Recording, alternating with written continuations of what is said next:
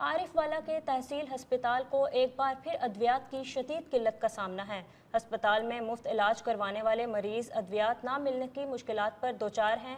मजीद जानते हैं आरिफ वाला से शाहिद महमूद की इस रिपोर्ट में।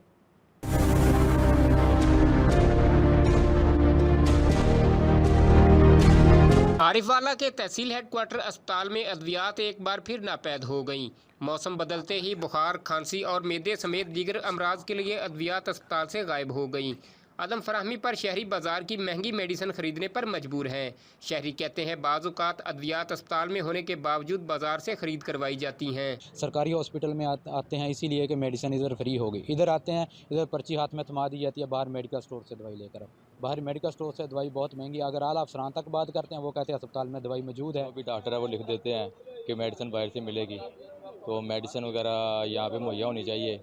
मौसम भी चेंज हो रहा है, नज़ला जुकाम खांसी हर बच्चे को हो रही है। दूसरी जानब असिस्टेंट कमिश्नर अजहर तारिक वट्टू के मुताबिक अस्पताल में अद्वियात की फराहमी के लिए इक़दामात उठाए जा रहे हैं। गवर्नमेंट ऑफ पंजाब की तरफ से एक प्रोसेस है, उस अंडर प्रोसेस चीज़ें चल रही हैं और उसमें कुछ दवाइयाँ जो हैं वो आज पहुँच गई हैं और बाकी भी इंशाल्लाह विद इन 1 मंथ वो आ जाएंगी। शहरियों का मुतालबा है ज़िली इंतज़ामिया अस्पताल में मरीजों को मुफ्त अद्वियात की फराहमी फौरी तौर पर यकीनी बनाए ताकि अस्पताल में मुफ्त इलाज की सहूलत मैसर आ सके।